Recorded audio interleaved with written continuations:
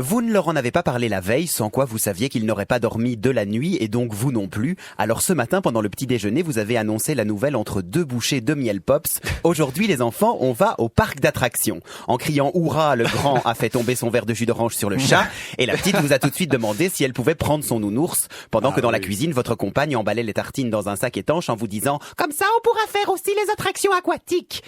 Pris d'une panique soudaine, vous vous êtes alors rendu compte que vous n'aviez probablement pas mesuré l'ampleur réelle de la journée qui vous attendait, mais comme vous veniez de parler, il était trop tard et vous avez fait un grand sourire. Excitée comme une puce, la petite est tombée dans les graviers en courant pour monter dans la voiture et pendant que vous avez pris le temps de lui soigner le genou, son frère a commencé à râler parce que vous n'arriveriez pas pour l'heure pile de l'ouverture, mais qu'à cela ne tienne, l'idée était de passer une super journée en famille, alors vous avez mis la clé sur le contact et vous avez démarré. Premier feu rouge, vous avez entendu un « On est bientôt arrivé, papa !» auquel vous n'avez pas répondu, et puis à chaque nouveau panneau indicateur d'une ville wallonne commenté par Julos Bocarne, l'un des deux enfants vous a demandé si c'était là. Non, c'était pas là, parce que les parcs d'attractions c'est toujours très loin de la maison, mais vous avez pris votre mal en patience et une fois arrivé à la bonne sortie, vous avez joyeusement lancé un « On est bientôt arrivé !» Sauf que tout le monde s'était endormi, même votre épouse. Vous êtes alors entré sur le parking payant du fameux Monde Enchanté et quand le monsieur en salopette orange vous a indiqué la rangée W parce que les 7200 autres places étaient déjà occupées par des voitures, vous en avez un peu voulu à votre fille d'être tombée malgré tout. Tout le monde est sorti de la voiture et s'est donné la main jusqu'à l'entrée du parc où, pour vous faire patienter dans la très longue file de la billetterie, deux vilains hérissons en fourrure sont venus vous taper sur l'épaule alors que votre fils vous répétait que vous auriez mieux fait d'acheter les billets sur Internet pour gagner du temps. 10 menaces de rentrer à la maison directement parce que Corentin est impatient, 25 minutes et 120 € plus tard, vous franchissez enfin les tourniquets et la petite se prend la barre dans la figure parce qu'elle est pas assez grande pour la pousser toute seule, mais qu'elle a voulu le faire quand même et que vous avez dit oui parce qu'aujourd'hui c'est un peu une journée pour elle et que de toute façon, à part ça, comme elle fait moins d'1m20, elle pourra rien faire d'autre. Votre épouse fait contrôler vos sacs par un vigile qui en retire les tartines en lui disant pas de nourriture personnelle hein, et revient vers vous toute dépitée parce qu'elle se rend compte qu'elle a oublié les maillots de bain pour la partie aquatique du parc dans laquelle on vous offre pourtant 1 heure gratuite avec votre ticket d'une journée. Cette fois-ci, c'est Corentin qui se met à pleurer et vous n'avez même pas encore déplié votre plan en papier glacé que le ciel se couvre déjà. Du coup, direction le cinéma en 3 dimensions qui n'intéresse personne et où ça sent très fort la gaufre, mais puisque c'est une attraction à l'intérieur et que après tout ça fera l'affaire, vous y allez. Il est 11h15, la prochaine séance est à 11h45, c'est donc parti pour votre deuxième demi-heure d'attente dans un hangar surchauffé rempli d'enfants qui crient.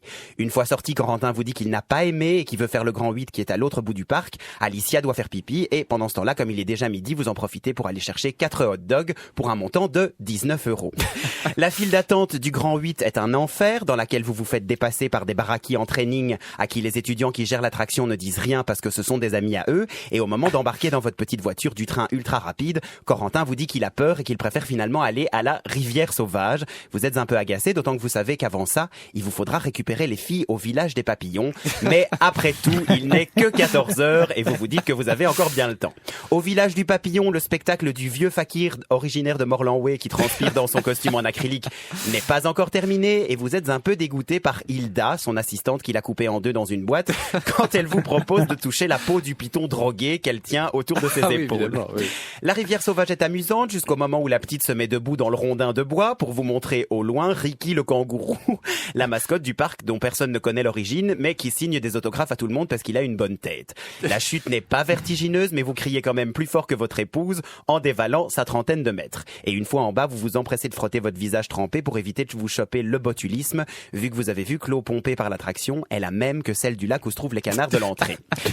Lamentable demi-heure de spectacle ensuite, assis sur les banquettes du Festival des perroquets pour faire sécher vos vêtements, où vous êtes naturellement la seule personne parmi les 200 à qui on demande de monter sur scène pour tenir une grosse cacahuète qu'Alphonse, le doyen des oiseaux, vient manger dans votre main sur son ridicule petit vélo. Vers 17 h, toute la famille termine une barbe à papa avant de s'installer dans le petit bateau du monde des princesses. Et même si vous auriez préféré faire la maison hantée ou le roller coaster, comme vous êtes surtout venu pour les petits, vous faites contre mauvaise fortune bon cœur et tentez de trouver les audios animatroniques des fraîchis vraiment fantastiques.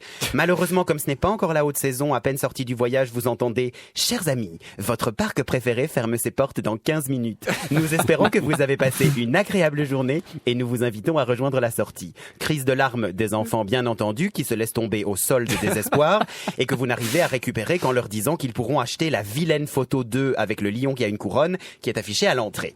32 € supplémentaires et puis 20 minutes de marche et vous êtes enfin dans la voiture pour rentrer chez vous. Mais c'était sans compter sur votre compagne qui vous lâche qu'elle n'a pas la force de faire à manger et vous propose de vous arrêter au Quick où vous regardez vos enfants s'amuser comme des fous dans la plaine de jeux de boules en plastique en vous demandant si finalement vous ne vous êtes pas un peu fait avoir par le système. L'an prochain, ce sera promenade en poney à Bocreil pour tout le monde et rien d'autre. Ah, écoutez, Antoine, je comptais justement emmener les miens prochainement. Je me dis, il C'est à commence Walibi peut-être qu'il à avoir l'âge, mais je crois que je vais renoncer à mon projet. Vous êtes allé à Walibi? Je n'ai pas voulu citer de nom parce que déjà je trouve que depuis qu'on l'a relooké, le kangourou de Walibi ressemble à un rat.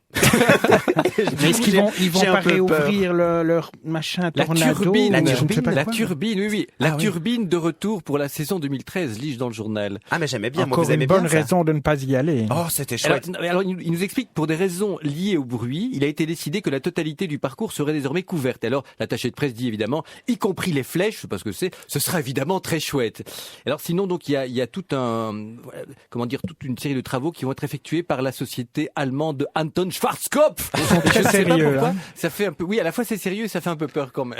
Il y a aux États-Unis, il y a un parc sur le refus du darwinisme, hein, donc je Oui, ne sais tout pas, à on va fait. peut-être arriver à des extrêmes pareils en Oui, Belgique aussi. par les créationnistes. Il y a juste un truc, je trouvais que c'était pas très cher, c'est souvent hors de prix.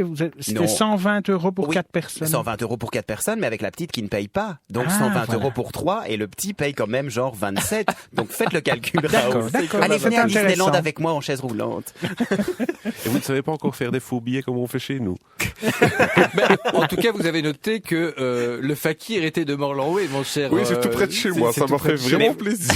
Vous êtes d'accord qu'il y a ça, hein. Souvent dans le spectacle de fakir et de magie, le magicien on dit ah voilà le fakir im blombindi et puis quand il dit fait bonjour les enfants et on se dit ah bon.